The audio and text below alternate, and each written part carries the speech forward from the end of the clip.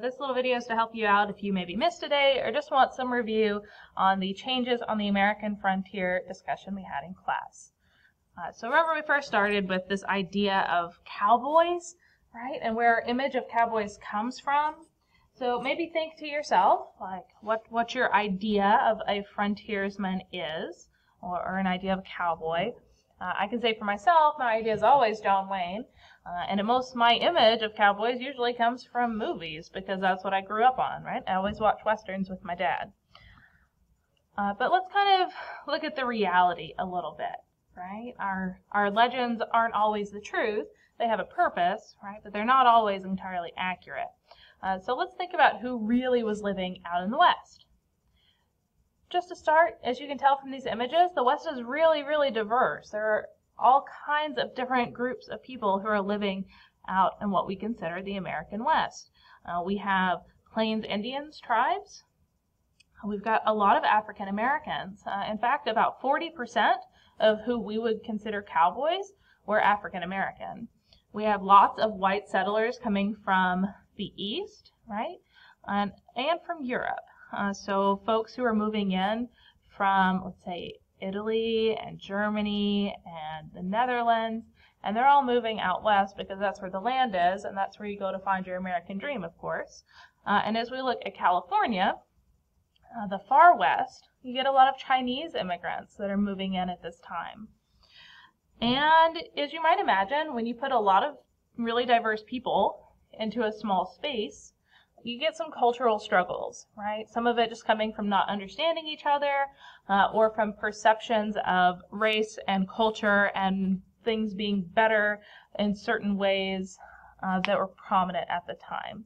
That was really awkwardly said, and it amounts to there are a lot of racist ideologies that are prominent in the Americas in the 1890s and 1880s, and that really influenced how people saw each other and how they shaped their societies. One of the key components of the story of the American West is the conflict that arises between white Americans who are moving west to set up homesteads and farms and ranches and all of those things we're used to seeing, and the Plains Indians that are already living there.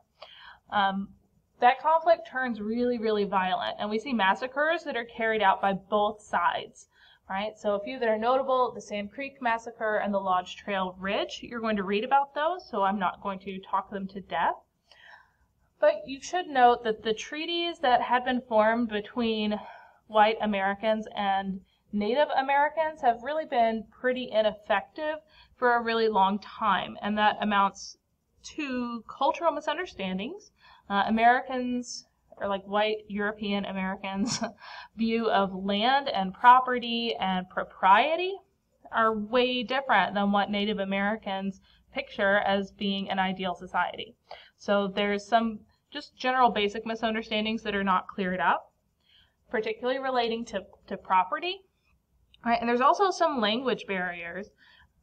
Different tribes have different languages or dialects, and there weren't always good translators to help come to agreements between white American settlers and the American government and the Native Americans that are living there.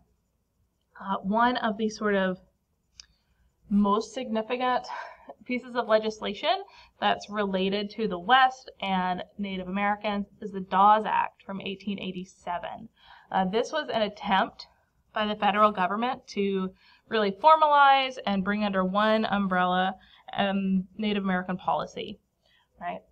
And the ultimate goal here was to Americanize Native people. And the way to do that, right, kind of a two-pronged approach. The first is to divide up the reservations in the West, where Native Americans have been forced to retreat to by the government, divide those into individual plots of land.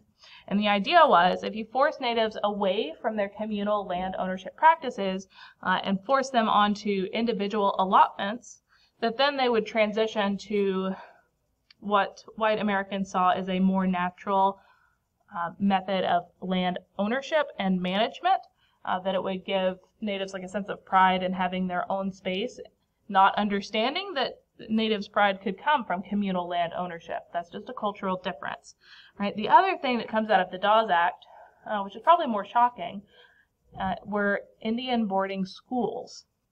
So if the government were to come in and take away young people from their homes, transport them into schools that are far away from where their families were, change their hair, change their clothes, force them to speak only in English and not in their native dialects, to the point that many of them struggled then to speak their native languages. The idea was that you could shift an entire generation of native people and force them to be more American. This caused some real generational disconnects, right? These kids, when they go back home, they couldn't really relate to their families because they had been, quote, Americanized, but they still weren't really part of white American society either because they would always be Native American. For us to kind of wrap up the story of violence on the West, we need to consider the Battle of Wounded Knee. So that's December 28, 1890. This is really the end of Indian wars on the plains. Okay. We're going to pursue it a little more closely in class, so I'll just leave you with a thought here, the thing to consider. This is a story that's been mythologized quite a bit. There's films, there are books, right? All of these things are out here that shape the story, and I will tell you it's very important to go to the primary sources and consider who is telling, because perspectives really matter when it comes to these sort of cultural or racial conflicts that we see out west. Okay? Let's kind of end with this thought. All right, we're going to flash back to our cowboys. So after the Civil War, so that's 1861 to 1865, so after 1865, a national demand for beef really increased. And we know that whenever there's a demand, people will step in to provide the supply, right? One of the effects of that is cattle replacing buffalo on the plains. There are a lot of reasons that the buffalo were dying out, one of which is overhunting. A lot of sportsmen from eastern states would travel out west purely for the purpose of killing as many buffalo as they could for sport. Their intention was not to eat them, but to just have the fun of saying, hey, I killed a buffalo on the plains. So that left some empty space to import cattle. Okay. The cowboy is a pretty key part of the transportation of livestock before the railroads come in.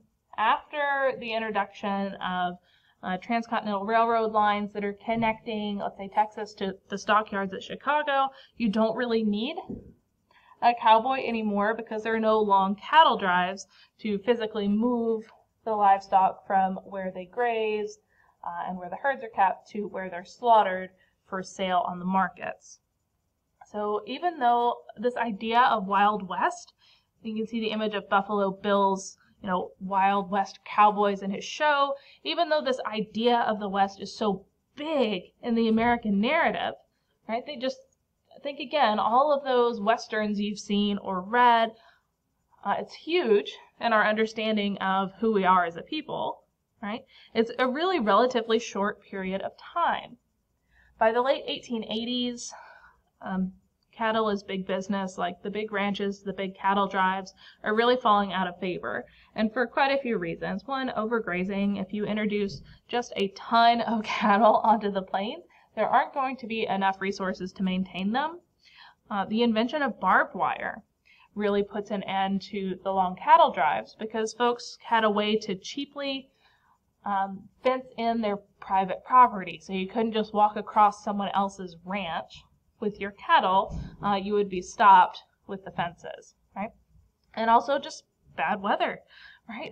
It's kind of inconvenient to be at the mercy of Mother Nature when you're trying to move mass quantities of living things, livestock, across the plains to get them ready for market.